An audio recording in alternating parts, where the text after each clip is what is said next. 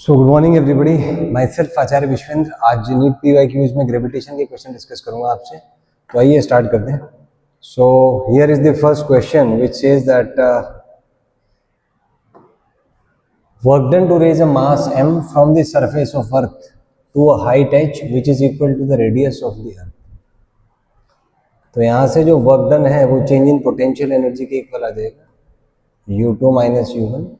U2 का value minus GMME divided by जो distance है सेंटर से वो यहाँ से actually radius height capital R के इक्वल है, तो जो सेंटर से डिस्टेंस होगा वो 2R हो जाएगा, माइनस इनिशियली जो पोटेंशियल एनर्जी होगा वो GMME बाई R होगा। तो इसको सॉल्व करेंगे, यहाँ से आपका GMME बाई 2R आ जाएगा और इसमें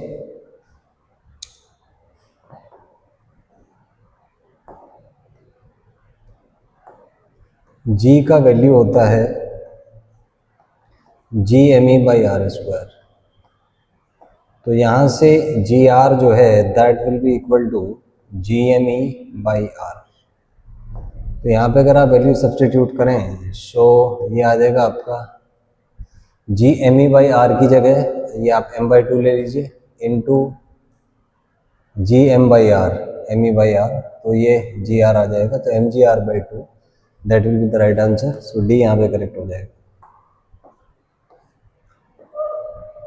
next is body weighs 200 newton on the surface of earth, how much will it weigh half way down to the centre of the earth. तो अगर हम सेंटर ऑफ अर्थ पे हाफ द वे जाएं यहाँ पे, तो यहाँ पे मान लीजिए कुछ ये r/2 हाइट है, तो यहाँ पे एक्सेलरेशन ड्यू टू ग्रेविटी होता है G' 1 minus D/R।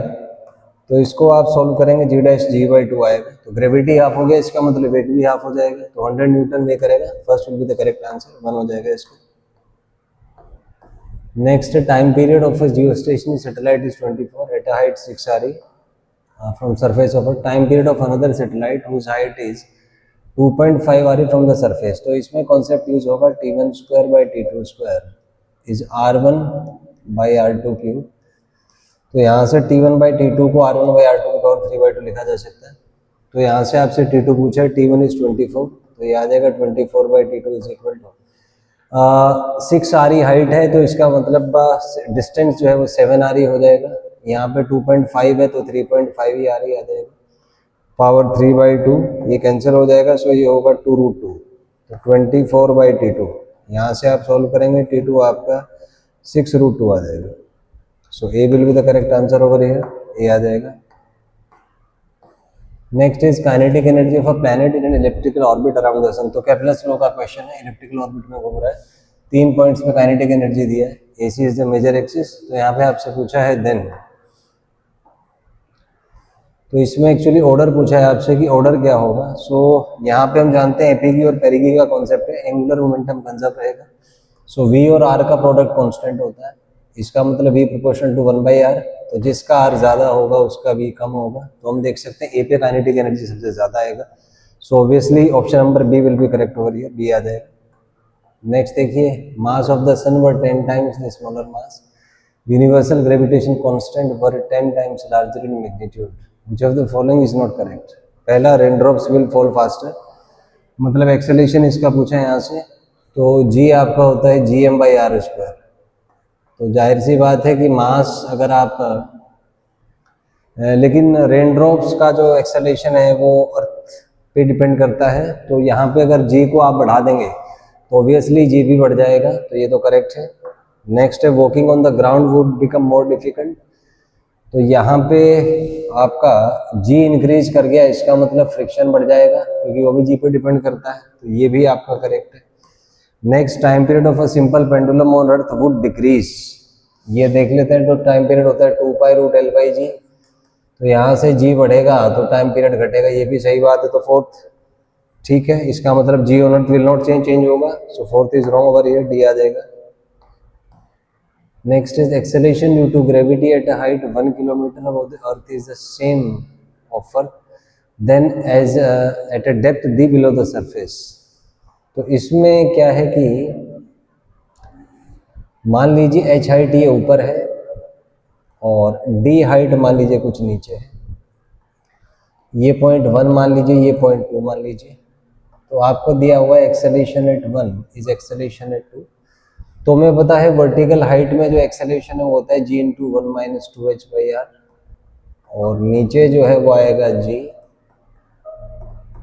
1 minus d/r। तो यहाँ से आप कैलकुलेशंस करेंगे तो 2h is equal to d आ जाएगा। So d will be twice of h, so 2 kilometre आ जाएगा। C will be correct option over here, C आ जाएगा।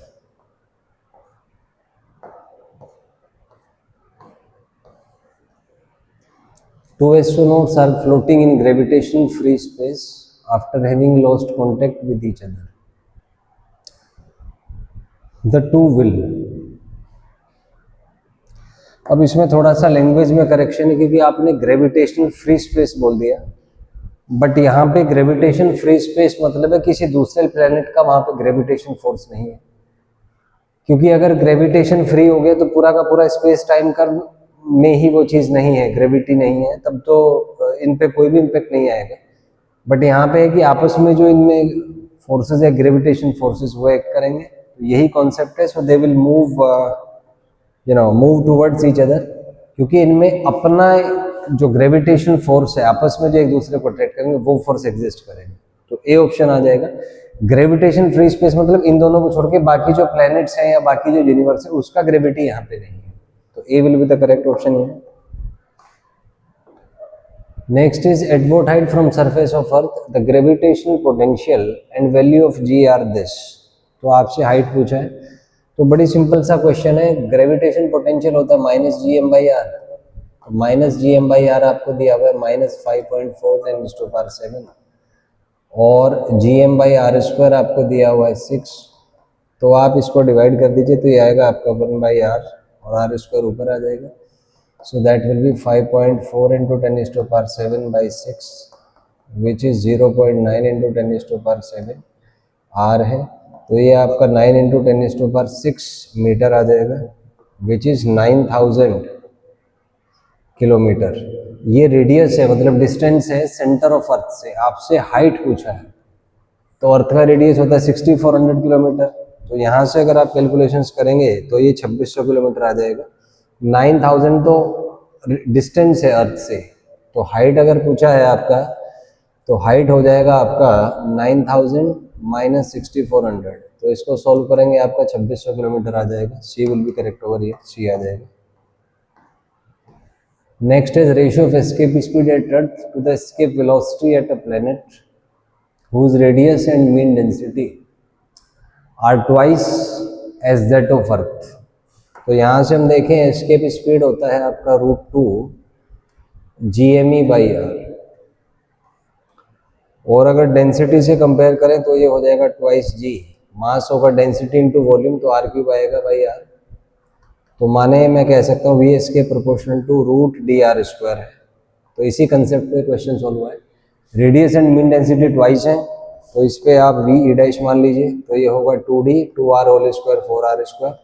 यहाँ से आप रेशो लेंगे V E by V E dash का, ये आपका 1/√8 आ जाएगा। So ratio will be D option will be there, 1/√8 और 2√2। सो डी यहाँ पे करेक्ट होगा। Next here is starting from the center of earth having radius r, variation of acceleration due to gravity। Standard सा कॉन्सेप्ट है solid sphere का, पहले linearly vary करेगा inside the sphere and outside it will vary in a rectangular hyperbolic manner. So यहाँ पे B will be the correct option, this one will be correct option, B आ जाएगा। Next is satellite is orbiting around earth, total energy in terms of G0। तो यहाँ पे total energy जो है वो होता है आपका माइनस GM me/2r, और रेडियस की जगह यहाँ पे r+h आ जाएगा आपका। तो the acceleration due to gravity at the surface is, अच्छा तो इसमें आप एक काम करें, g का वैल्यू होता है आपका GME/r², तो यहाँ से GME आपका आ जाएगा GR², तो यहाँ से t आपका आ जाएगा माइनस G M। एक काम कीजिए, इसमें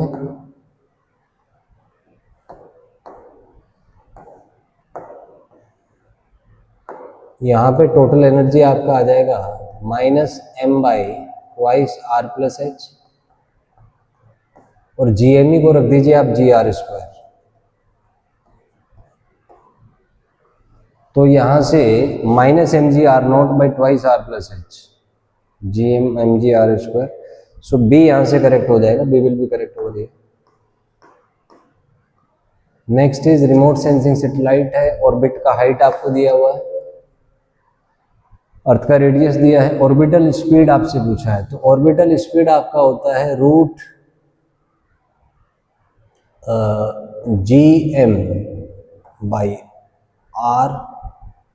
और यहाँ से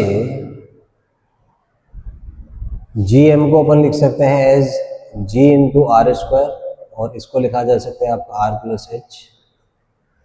तो यहाँ से आप कैलकुलेट करेंगे, ये आ जाएगा √9.8, और r तो है ये आपका 6.38 × 10⁶, और ये आ जाएगा आपका 6 इसका होल स्क्वायर, और यहाँ से आएगा r का वैल्यू 6.38 + 0.25, तो 6.63 × 10⁶।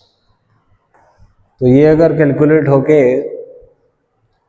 हम बात करें यहाँ से, तो ये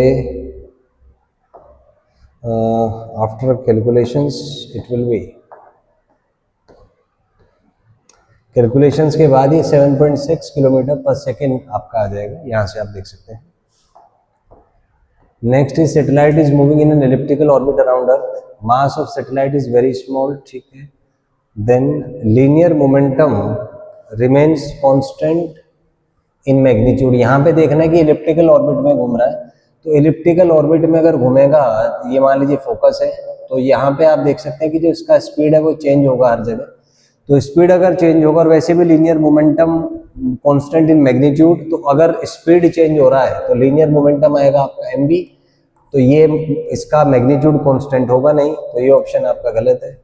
next question, acceleration is always directed toward the centre of the earth. तो एक्सेलरेशन हमेशा अर्थ के सेंटर की तरफ है, ये बात ठीक है, क्योंकि जो फोर्स होगा हमेशा फोर्स टुवर्ड सेंटर ही होगा।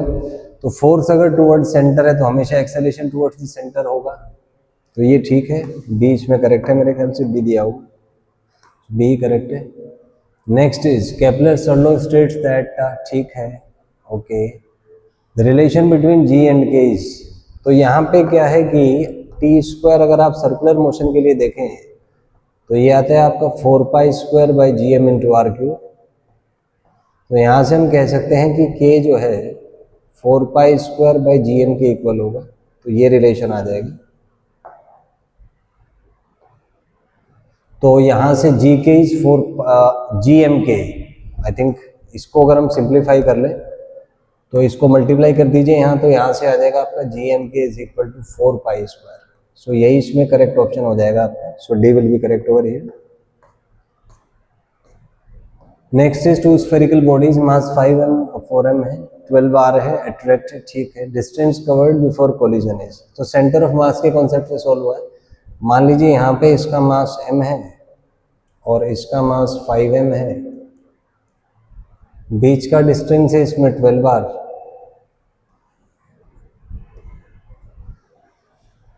तो इसमें क्या है कि net force centre of mass पे 0 होगा, तो सेंटर ऑफ मास की पोजीशन चेंज नहीं होगी। मैं मान लेता हूं कि सेंटर ऑफ मास इस पॉइंट पे लोकेटेड है। तो ये कहते हैं कि जब if they attract each other than the distance covered by smaller body before just before collision है। तो जब ये कोलाइड करेंगे तो स्थिति कुछ ऐसी होगी कि इनका जो सेंटर ऑफ मास है, इसका सेंटर आप C1 मान लीजिए, इसका सेंटर C2 मान लीजिए, तो C1 कहीं यहाँ होगा मान लीजिए, C2 कहीं यहाँ होगा, तो ये डिस्टेंस मान लीजिए आप कुछ x, इसको आप y मान लीजिए। तो सेंटर ऑफ मास जो है वो चेंज नहीं होगा, तो हम मान लेते हैं कि कुछ ऐसी स्थिति है, और हम मान लेते हैं कि ये जो C1 है ये कुछ x डैश डिस्टेंस चल जाता है। तो अगर सेंटर ऑफ मास कैलकुलेट करें इनिशियल के अकॉर्डिंग, तो सेंटर ऑफ मास आ जाएगा आपका, इसका मास m है, इस पॉइंट को मैं ओरिजिन मान लेता हूँ इंटू 0 प्लस इसका मास 5m है, इसका सेंटर 12r पे है, divided by m plus 5m। तो ये आप सॉल्व करेंगे, यहाँ से x आ जाएगा आपका 60 mr बाई 6m, तो 10r आ जाएगा यहाँ से इनिशियली। फाइनली हम मान लेते हैं कि ये दोनों टच करते हैं एक दूसरे को, और ये कुछ x पे है तो ये कुछ ऐसे मान लीजिए। तो ये अगर x है तो अगर टच करने हैं तो ये डिस्टेंस r है यहाँ से यहाँ तक का, और ये जो डिस्टेंस है ये आपको बड़े वाले का दिया हुआ है 2r। तो ये डिस्टेंस r है, ये डिस्टेंस आपका 2r है। तो फाइनली अगर हम x कैलकुलेट करें वो आएगा m into x dash plus 5m into ये आएगा आपका x डैश प्लस 3r, क्योंकि यहां से डिस्टेंस देखेंगे तो x डैश प्लस 3r आ जाएगा, एंड डिवाइडेड बाई 6m। तो इनिशियल फाइनल वैल्यूज को सेम कर दीजिए। तो यहाँ से आप अगर सॉल्व करेंगे तो ये आ जाएगा आपका this is equal to 10r, तो m से m आप कैंसिल कर दीजिए। तो यहाँ से आ जाएगा x dash plus 5x dash plus 15r is equal to 60r।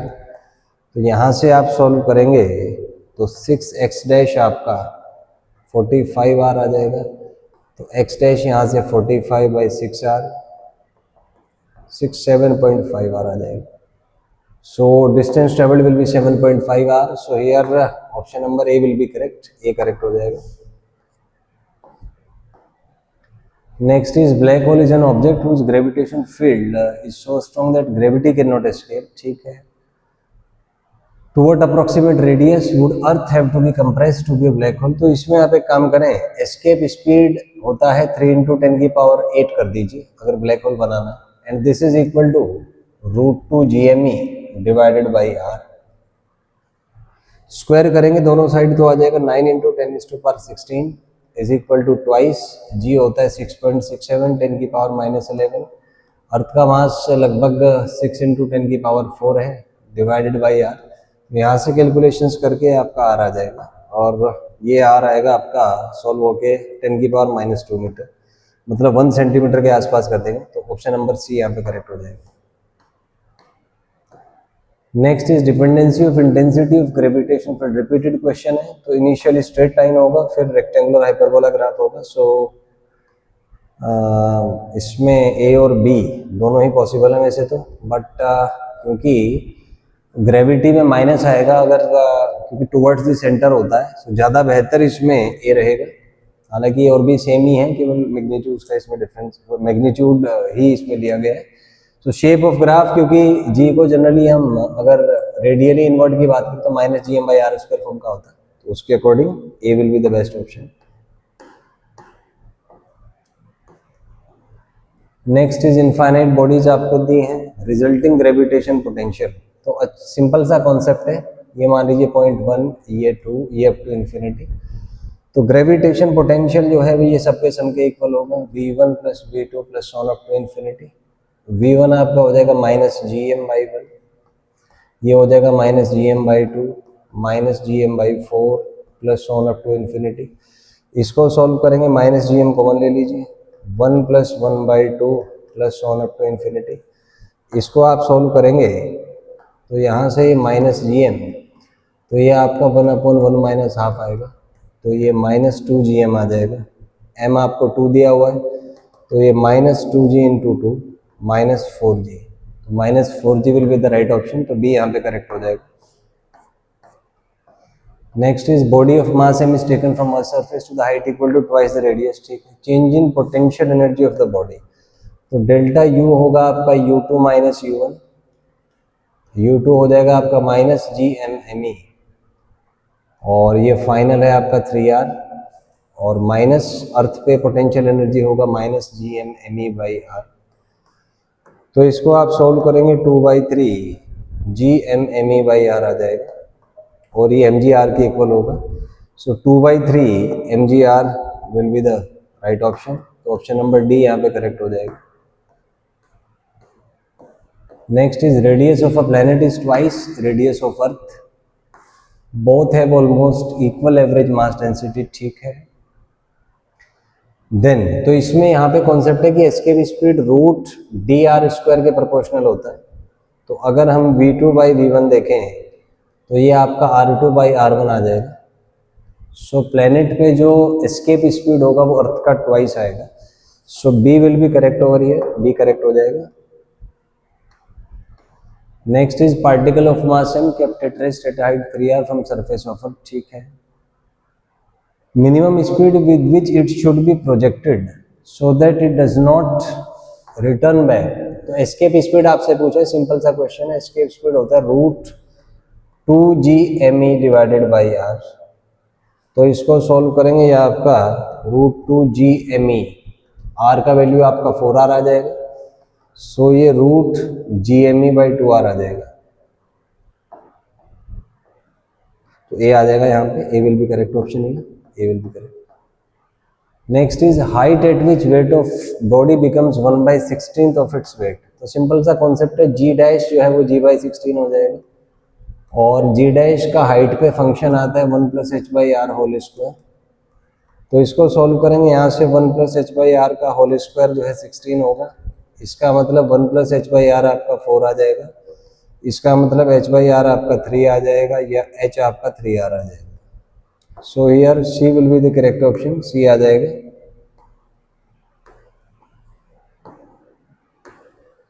C will be the correct option here.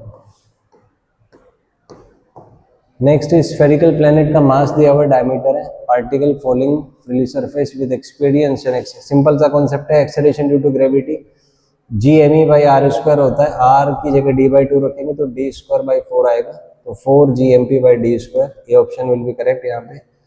सो ए आ जाएगा। Next is Jio stationery orbit कर रहा है eight height of 4r 5r, ठीक है। The time period of another satellite in hours eight a height of 2r, Jio stationery है, ठीक है। तो यहाँ पे आएगा आपका t1/t2 is equal to r1/r2 की पावर 3/2। तो जियो स्टेशनरी है, टाइम पीरियड 24 और r होगा, दूसरे का आप t2 मान लीजिए।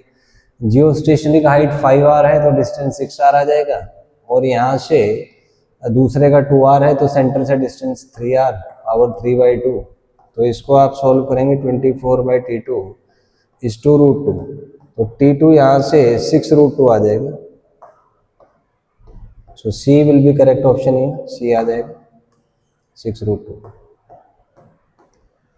Next is v is escape speed, v orbital speed है तो √2 टाइम्स होता है, सिंपल सा कॉन्सेप्ट है। So C option will be correct. ये एक्चुअली v नॉट बाहर है, थोड़ा प्रिंटिंग मिस्टेक है। So v escape is √2 times v naught, sorry ये नहीं, फिर ये ऑप्शन हो जाएगा इसमें, ये करेक्ट है यहाँ पे। So D will be correct.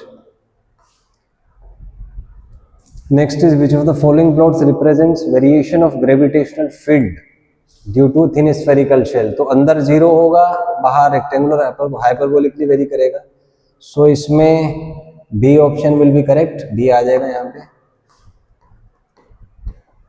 Next है planet moving along elliptical orbit is closest at distance r1 farthest इतना, if v1 and v2 are linear velocities. तो एंगुलर मोमेंटम कंजर्वेशन रहेगा, तो v इंटू आर का product constant है, तो हम कह सकते हैं v1/v2 विल बी r2/r1। तो ये आपका r2/r1 आ जाएगा। So B option here will be correct, B आ जाएगा। Next is particle of mass m is thrown upwards, इतना है जी। मास आर इतना इतना, ठीक है, with the velocity of mass in radius of earth, ठीक है। The minimum value of v particle does not return रखता है। एस्केप स्पीड है, और एस्केप स्पीड √2gm/r होता है। तो यहाँ से बी ऑप्शन आपका आ जाएगा, स्टैंडर्ड एप्लीकेशन है। नेक्स्ट है particle is situated at centre of a spherical shell, ठीक है। Magnitude of the gravitational potential at a point situated at a/2 from the centre. तो यहाँ पे ये इसका सेंटर है, a/2 पे आपको पोटेंशियल बताना है। तो पोटेंशियल जो है वो एक तो होगा स्फेरिकल शेल की वजह से, जो कि -gm/a है। एक होगा पॉइंट मास का, वो -gm/r होता है a/2। तो सॉल्व करेंगे, -3gm/a आ जाएगा। सो इसमें C will be the correct option. And in fact magnitude पूछा बिल्कुल, तो सी आ जाएगा यहाँ पे। नेक्स्ट है रेडियस ऑफ सर्कुलर ऑर्बिट, ठीक है। स्पीड पूछा है, then speed of satellite B, radii of two circular orbit of two satellites of earth, ठीक है। तो इसमें हमें पता है कि v जो है प्रोपोर्शनल टू आता है 1/√r, तो हम कह सकते हैं कि v1/v2 √r2/r1 होगा। तो यहाँ पे 3v है, यहाँ पे आप v2 मान लीजिए, तो इसमें जो रेडियस है सेकंड में वो r है, ये आपका 4r आ जाएगा। सोल्व करेंगे 1/2, सो v2 here will B 6v, तो 6v आ जाएगा, b will be correct option, ये b आ जाएगा यहाँ पे। नेक्स्ट इज मैन का मास 50 है, standing gravity free space at height of 10, throws the stone downwards, ठीक है। Distance of the man above the floor will be, तो ये 10 मीटर आपको हाइट दिया हुआ है, और यहाँ से स्टोन डाउनवर्ड्स, तो इसने स्टोन को नीचे फेंका 0.5, मास 2 है, तो इसका मोमेंटम 1 आ जाएगा। उतने ही मोमेंटम से मैन ऊपर जाएगा, तो मैं कह सकता हूँ मैन का mass into velocity is equal to 1। यहाँ से मैन का वेलोसिटी 1/m आ जाएगा, यानी 1/50। अब ग्रेविटी फ्री स्पेस है, इसका मतलब वेलोसिटी कांस्टेंट होगा पार्टिकल का, तो इसको नीचे आने में टाइम लगेगा आपका 10/2 यानी 5 सेकेंड। और 5 सेकेंड में कितना ऊपर चला जाएगा, मान लो x ऊपर गया, तो यहाँ से x का वैल्यू आप लिख सकते हैं 1/50 इंटू 5 यानी 0.1 आ जाएगा।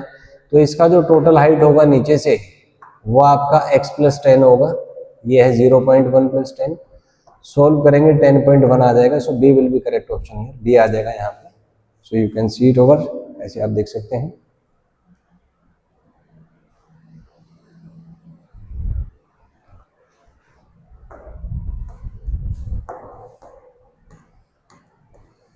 Next, additional kinetic energy to be provided to a satellite of mass m revolving around a planet to transfer it from a circular orbit of radius r1 to another of radius r2.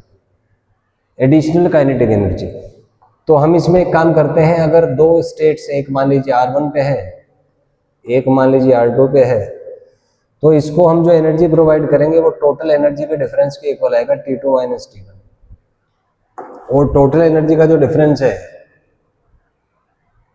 वो आपका total energy होता है -GMME/2r2, और minus minus minus plus हो जाएगा GMME/2r1। तो इसको solve करेंगे GMME/2 1/r1 माइनस 1/r2, तो ये डी ऑप्शन यहाँ पे करेक्ट हो जाएगा, D will be correct over here.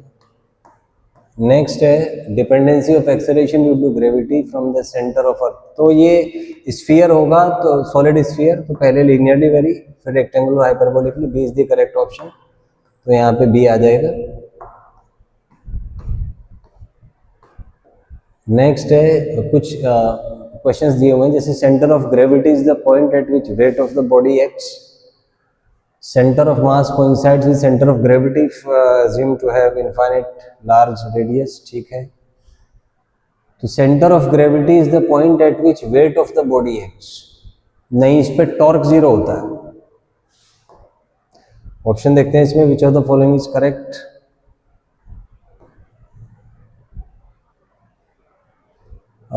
Center of mass coincides with center of gravity if Earth is assumed to have infinite large radius, मतलब अर्थ एक plane हो जाएगा।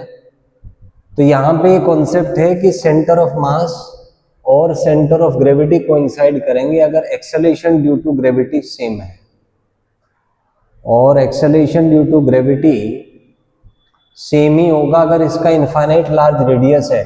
तो माने ये प्लेन शीट की तरह हो गई, और हमें पता है इनफाइनाइट शीट का जो इलेक्ट्रिक फील्ड है वो कांस्टेंट होता है, तो ग्रेविटेशन फील्ड भी कांस्टेंट होगा।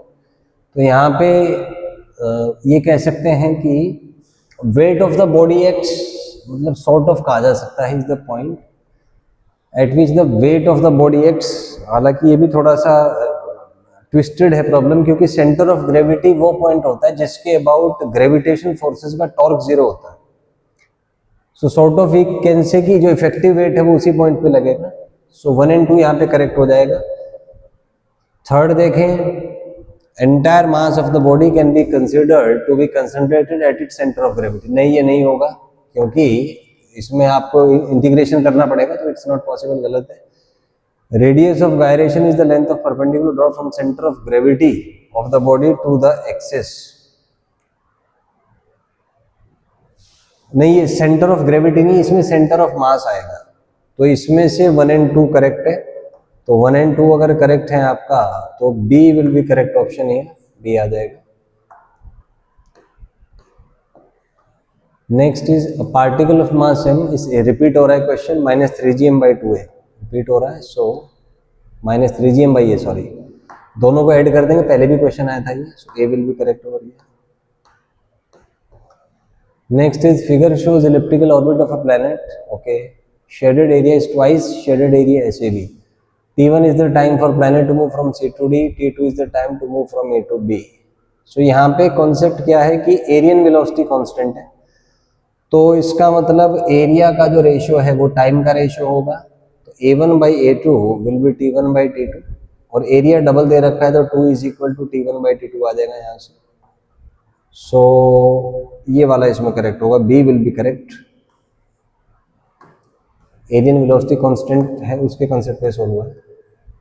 नेक्स्ट इज 2 सैटेलाइट्स हैं, सेम ऑर्बिट में है, मास इसका 4 टाइम्स है, which one of the following is correct.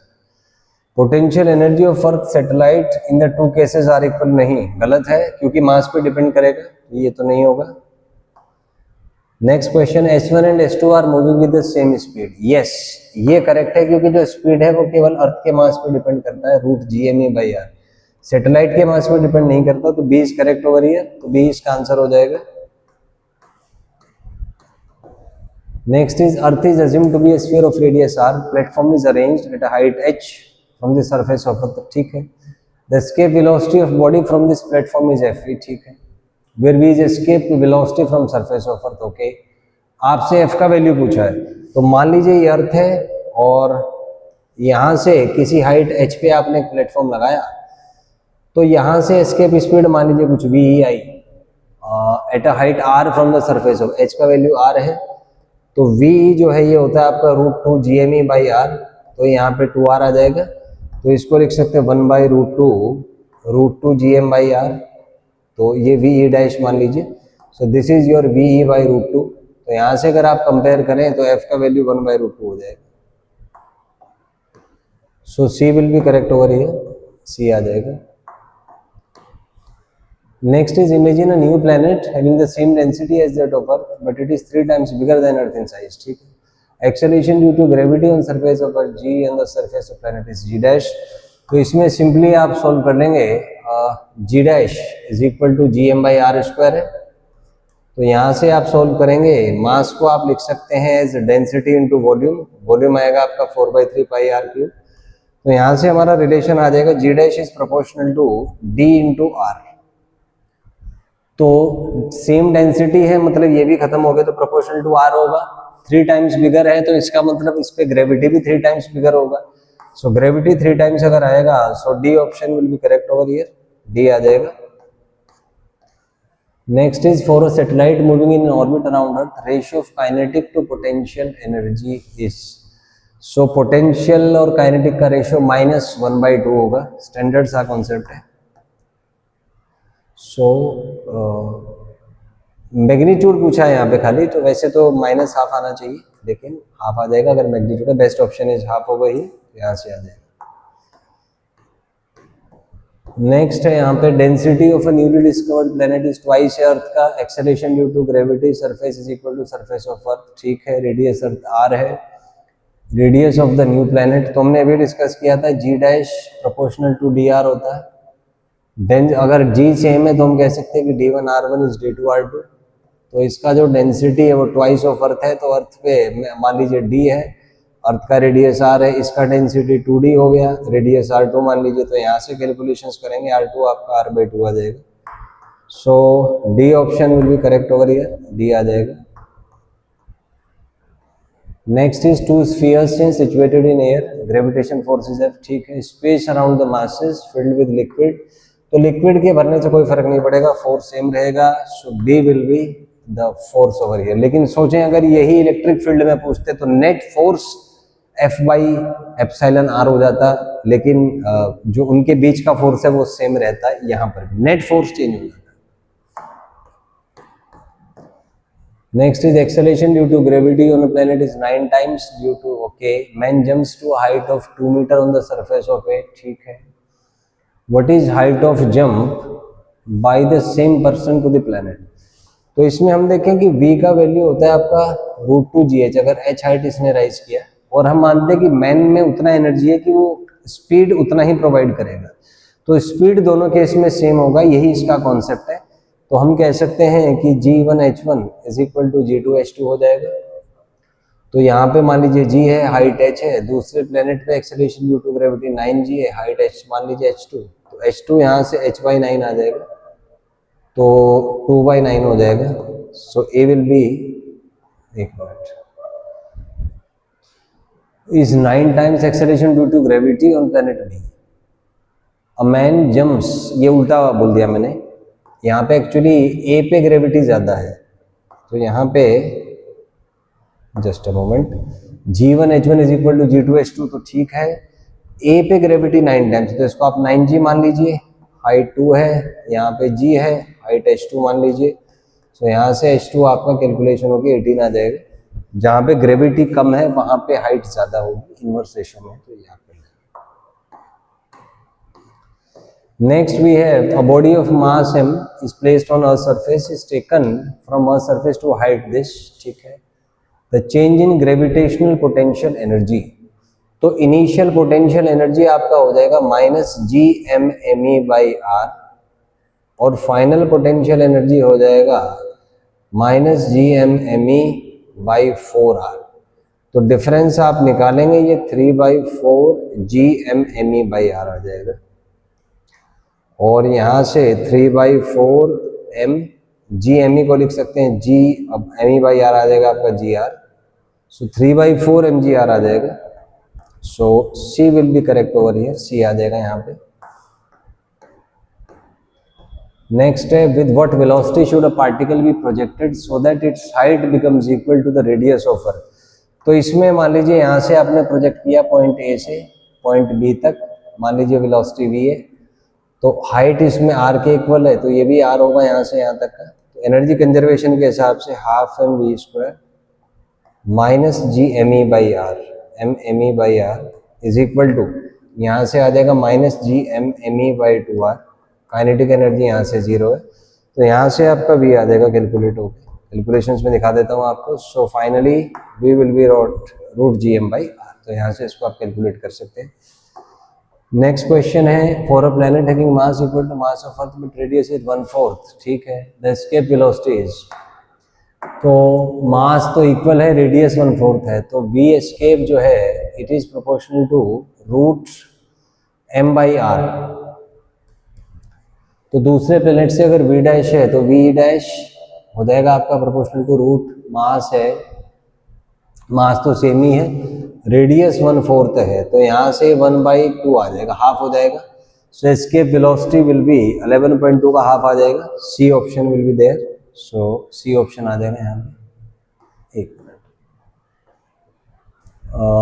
Minute, having mass equal to mass of earth but radius is 1/4, sorry radius is 1/4 है ना, तो इसको थोड़ा सा एनालाइज कर लेते हैं। यहाँ से v' हो जाएगा आपका √m अपॉन, सॉरी r/4, तो r/4 है, 4 ऊपर आ जाएगा, ये नीचे नहीं, ये एक्चुअली r/4 है, 1/4 है, तो ये 1/4 होके 2 ऊपर आ जाएगा, तो ट्वाइस √m/r, तो ये डबल हो जाएगा, और डबल होके this will be equal to double of 11.2 which will be 22.4 kilometre per second. So C नहीं, इसमें B will be correct option। तो यहाँ से आप कैलकुलेशंस देख सकते हैं, B will be the correct option here। आगे चलते हैं next is gravitation forces is required for steering of liquid convection. तो कन्वेक्शन के लिए जरूरी होता है, स्टैंडर्ड कॉन्सेप्ट है, B आ जाएगा, because it acts because of gravity. Next is body weight 72 Newton, standard question है, रिपीट हो रहा है, half the radius of earth, half of the radius of earth.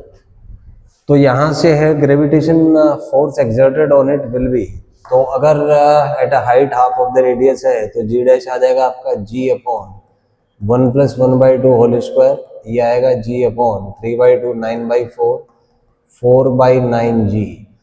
तो वेट भी उसी प्रोपोर्शन में डिक्रीज हो जाएगा, 4/9 इंटू 72 32 न्यूटन आ जाएगा। So B will be the correct option over here, B will be correct.